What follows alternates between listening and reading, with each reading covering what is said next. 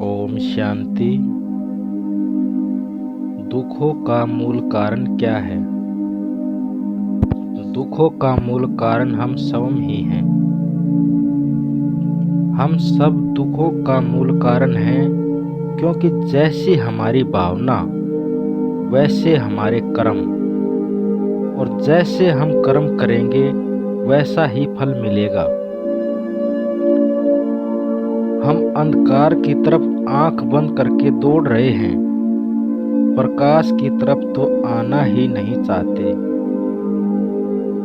प्रकाश अर्थात आदि अनंत परमपिता परमेश्वर, जो हमें सद्मार्ग की ओर ले जाना चाहता है, परंतु नहीं, एक भीड़ में एकजुट होकर सिर्फ दौड़ लगा रहे हैं।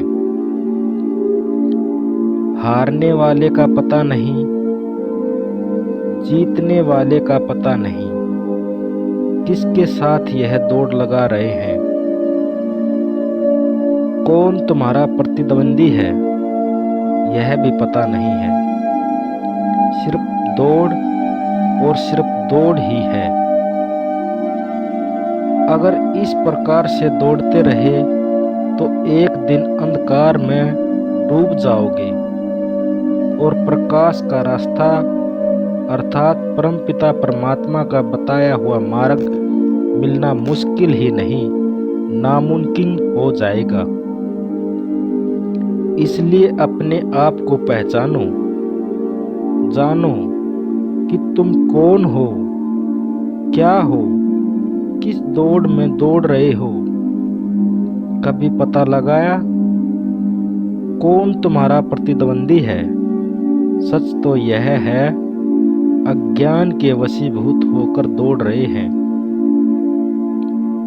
हम अपना प्रतिद्वंदी अपने आप चुन लेते हैं, जबकि वह हमारा प्रतिद्वंदी है ही नहीं।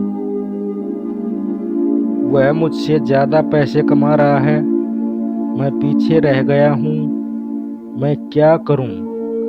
मैंने उसे ज्यादा पैसा कमाना है, चाहे मुझे कुछ भी करना पड़े, मैंने उससे आगे निकलना ही है।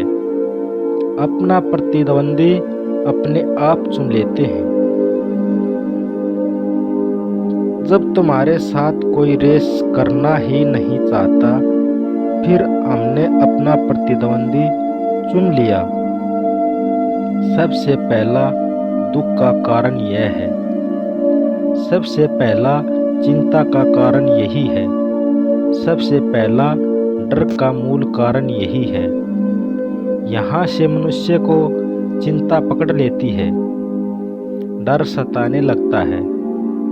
जहाँ चिंता होगी, जहाँ डर होगा, अपने आप अपना घर बनाना शुरू कर देता है, जिससे मनुष्य दुख के सागर में डूबना शुरू हो जाता है। अपने मन को शांत करके केवल अपना कर्म कीजिए, प्रतिस्पर्धा को छोड़ दीजिए। संकल्प से सृष्टि बनती है, संकल्प से ही सिद्धि होती है। जैसी भावना हम रखते हैं उसी प्रकार से हम बन जाते हैं। यह हमारे विचारों पर निर्भर है कि हम कैसे विचार रखते हैं। हमने हमेशा सकारात्मक सोच रखनी है, अच्छे विचार रखने हैं। हर रोज हमें संकल्प करना चाहिए, परमात्मा सर्वशक्तिमान शांति का सागर है, वह निरंकार है। परमात्मा एक है, परमात्मा एनर्जी है,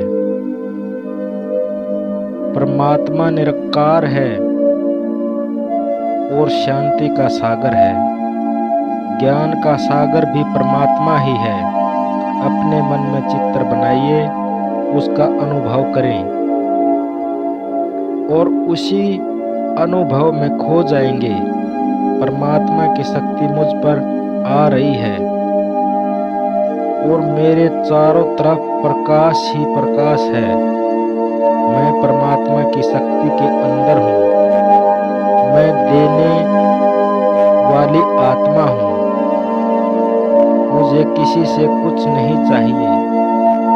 मैंने सबको सिर्फ देना है, सिर्फ देना है।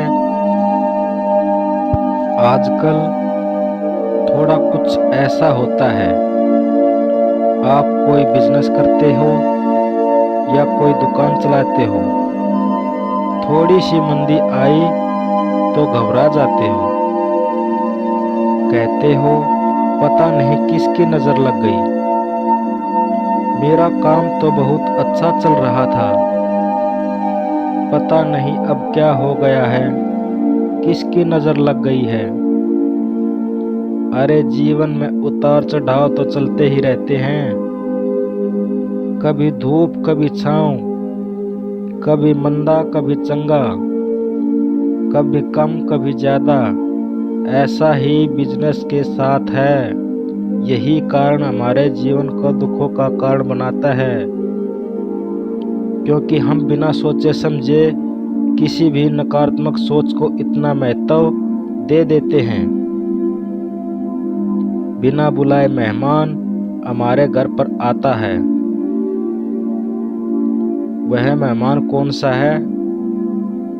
दुख, नकारात्मक सोच, चिंता, हम अपने आप बुलाते हैं उसको। दूसरों की नज़र कैसे लग सकती है? हमारे को दूसरों की नज़र कैसे लगेगी? जब हम अपनी सोच को उसकी सोच के लेवल तक लेकर जाएंगे, तब उसकी वाइब्रेशन हम तक पहुंचेगी। सारा दिन यह लाइन कभी नहीं बोलना, किसी की नज़र लग गई है, किसी की नज़र लग गई है।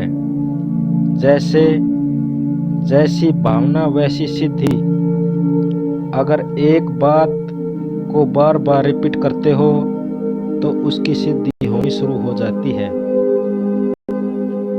किसी की नज़र लगी, अगर 2-4 लोग हमारे लिए गलत सोचते भी हैं तो हजारों हजार लोग हमें दुआएं भी देते हैं, उनकी दुआएं भी तो लगेंगी।